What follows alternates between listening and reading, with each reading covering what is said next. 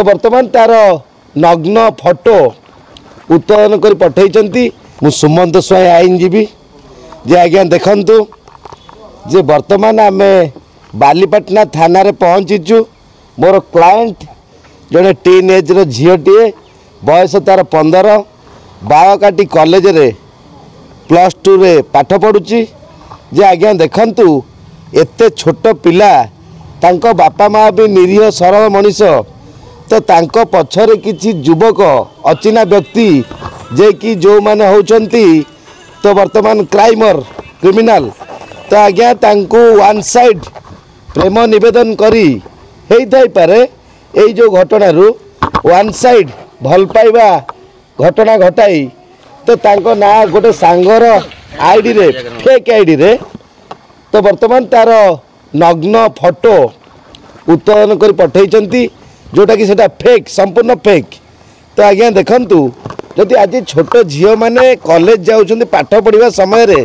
तांको जदि एई भली ब्लैकमेल करा जाउची किबा तांको वर्तमान एई भली घटना जबरदस्त करा जाउची काल तांको बापा मां को हत्या करिया पई थ्रेटनिंग मध्य दिया जाउची ताले आज्ञा साधारण जनता किपरि चलिबे ओडिसा रे आउ स्कूल को पिला माने पाठ पढ़िया को जिबेनी शिक्षित हेबेनी सरकार की प्रकार व्यवस्था स्टूडेंट मानक पई करूचंती। आज जदि कॉलेज को गले स्कूल को गले जदि दंड मिलुची तांको जदि थ्रेटन दिया जाउची ताले आज्ञा साधारण जनता बंचिबे केमती चलिबे केमती एटा गोटे प्रश्नवाची सृष्टि होइछ। किंतु आज आमे बालीपाटना थाना रे द्वारस्थ होइतिलु जे कि एई झीटीर जो व्यक्ति फेक आईडी करी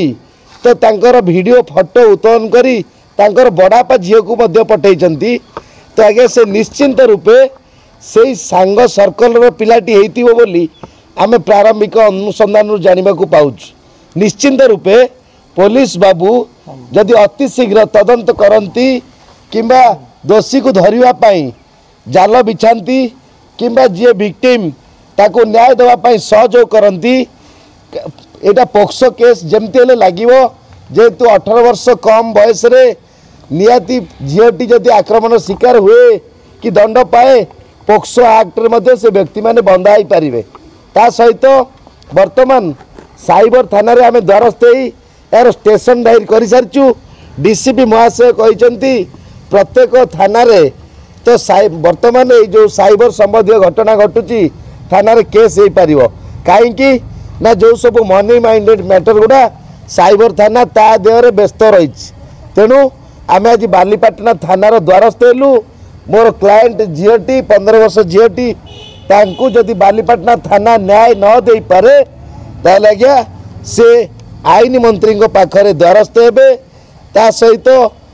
वर्तमान मुख्यमंत्री को मध्य भेटिबे जदि एई भली न्याय न मिला